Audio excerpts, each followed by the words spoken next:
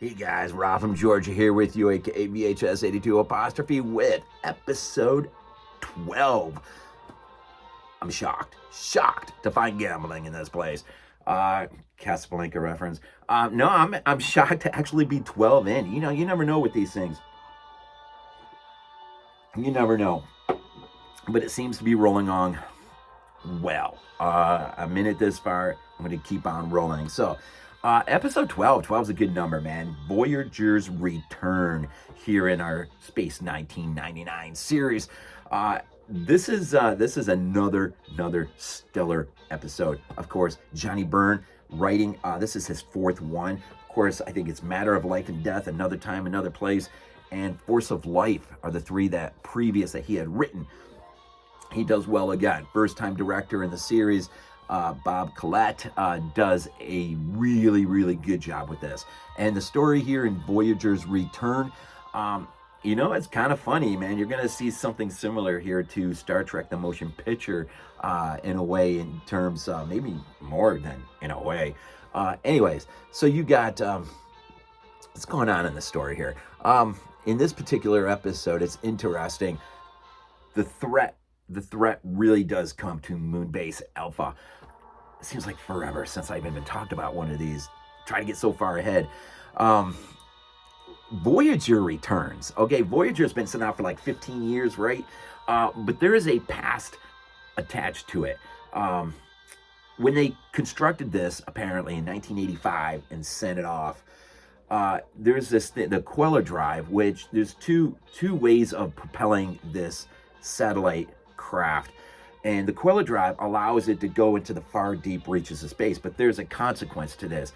It throws out these dangerous neutrons that can or tend to pretty much destroy everything in its path.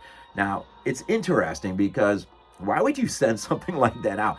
I mean, the satellite is throwing out before it, I come in peace, and it's collecting data and important information and all along the way. And so why would you send something like this out? Well, there were one or two major accidents that get detailed in terms of conversation in this episode. And I don't know if it's really clarified exactly if there were these accidents. Maybe the problem was thought to have been fixed, and maybe it wasn't, and they just sent it out. Because it just seems kind of weird. I mean, this episode kind of hails back to Breakaway in a way, where Simmons and his disregard for the nuclear waste, and of course the deadly consequences that come with that. And this again sort of goes back to the mistakes the human race has made, and now Koenig is going to have to answer, much like Kirk in Star Trek VI, The Undiscovered Country, is going to have to answer, but for all of humanity. Because what's going to happen here is when Voyager comes within distance, they realize that they got this huge moral dilemma, or I don't know if it's a moral dilemma, kind of, sort of, I guess. Do you try to ascertain this thing and to get the information? Because remember, they're just free floating out in space. And so do you go after this thing for the vital information and take risks that you are going to destroy everyone on Moonbase Alpha? Or do you just destroy it and let all of that information? So this is the dilemma between Bergman and Russell's character and Koenig's character. But there is hidden amongst them for all these years is one of the originators, if not the originator on this project, who's basically been hiding out, laying low, who's changed his name. I can't remember what he changed it. He keeps Ernst, but of course he's Queller, right? And so when all this stuff starts to come to a head, he will very quickly see an opportunity to sort of rectify past mistakes. Now, it gets complicated because Paul, his dad, was one of the ones who had died in one of these accidents. And you have Quell's assistant, who lost both parents as a result of this. But he has no idea that the guy he's working for on Moonbase Alpha is Quell himself. No one really knows until Voyager comes back, until its return. And so Koenig risks everything, but ultimately Quell will come through at the nick of time, he will come through and he will override the satellite system and basically shut down this Queller drive and safely land it on Moonbase Alpha. Enter the Sidonian race led by a character named Arkin, who have been trailing after the Voyager 1 in hopes of finding the originating source, Earth, and to destroy it, because Voyager 1 has destroyed like 2 of its worlds in its system. And they see it as such an egregious thing for something to be spreading so-called friendship and then to lay destruction in its path. And so they feel the only way to approach this is by revenge. And so you're going to get a point where Arkin and Koenig will face off, and Arkin basically just tells them, your time's up. You're going to have to answer for the mistakes of the entire human race. I don't care. You're all dead. And then we're going to follow on to Earth and destroy Earth. Now, it's weird at that point because a great line to have been written. I wish Byrne would have thought about this, but it would have been great. It would have been a great line if Koenig would have said something to the effect of, well, I don't know what kind of an Earth you're going to find there because that whole place is pretty much destroyed. And two things maybe get Koenig out of this mess with the Sidonians. He could just lie, but it's not in his character to lie. When asked if he is from Earth or has anything to do with the Earth people, he doesn't lie and he says, yeah, he does, which now he's going to have to answer because he is the commander, of course, of Moonbase Alpha.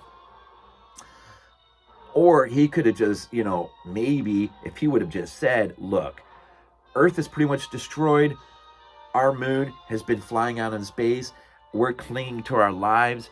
I think all the mistakes have already come back on, the human civilization, Earth. They've pretty much paid their own price for their own mistakes, as it would have it. Now, that actually might get them out of a jam. But, I don't know, Arkin seems pretty bent on just wiping something out. And so, initially, it will be Moonbase Alpha. Enter Quell. Quell ultimately will come to the rescue. And he will face off with Arkin. He'll take command of the Voyager without Koenig's permission. And he'll go meet head on these 3 ships, these 3 Sidonian ships, and basically he'll just lay it out there. Buddy, blame me alone. I'm the one who has to answer for all of this. But that's not good enough for Arkin. Arkin has already basically laid out, you can either accept your destruction painlessly, or I'm going to make you suffer sort of mentality, right? And when Quell realizes he's not going to get anywhere with him, well, then he has the means available to ruin Arkin's day. And that's really, I think I probably said a whole lot already. Jeremy Kemp, who plays Ernst Queller, I don't like doing this. I really do not like buying things via streaming or digital. Occasionally I'll get a Star Trek episode here and there if I need it for something. And I'm not a biggest fan of the Generation shows. But I did get Family, and that is the episode, if you're not familiar, or you are familiar if you remember, that is the episode when the Enterprise docks up at Earth for some much needed revamping or whatever. They go down, Picard and company get to go down to Earth, get some rest, so he goes and visits his family. Well, his older brother is played by Jeremy Kemp, which the older Picard brother. So that dynamic of watching those two in that story is really interesting, because I was new to Jeremy Kemp, and so I bought the episode like $1.99 off of Amazon Prime, and I found it really fascinating. I'm not a Generation fan. I'm an old Trekkie fan. I love my old school stuff, but I found that episode very intriguing. So if you once you've seen this, if you want to see Jeremy Kemp in something else that is really good, watch Family. It is the episode, I can't remember what season it is, of Generations. I'm trying to think if there's anything else. I think I pretty much covered everything. Pretty much. It is a great episode. With a great, it's just overall, the whole thing's really good. I was really impressed with this. And it's nice because this concludes disc 3. Now I'll be getting into disc 4 with episode 13. I'm not sure off the top of my head what episode that is. Actually, if you allow me 1 second, then we'll just wrap this thing up and be done with it. It looks like Collision Course is the next one I'm looking at. So Collision Course will be episode 13 of our Space 1999.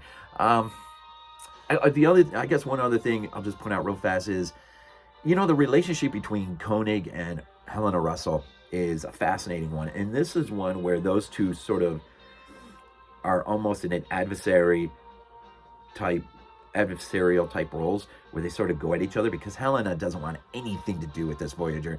Koenig sees the possibilities. He wants to trust Bergman in whatever plan they can devise that maybe this is possible, and that causes a lot of friction that just makes some of the character writing really interesting in terms of how they interact with one another. They're falling. They have a love for one another. But she's a strong man. She's a strong lead, man. She's not afraid to call someone out if she feels they're wrong, and that makes it really fascinating with this show. And so, a lot of interesting dynamics in terms of the past history, having to answer for that. Where does the human race find itself out in the abyss of space? And it's just a lot of things happening and going on in this first season that really makes it so much fun to revisit, so much fun to even really think about it and really talk about it. It's not just like throwing it out and watching it and moving on and forgetting about it. It's kind of hard to forget about these episodes when you're doing this format. Anyways, so Space 1999, episode 12, Voyager's Return, guesting Jeremy Kemp. Good stuff, man. Another excellent episode. We'll see what Collision Course holds for us. As always, man, we always end these things off with Go Bills.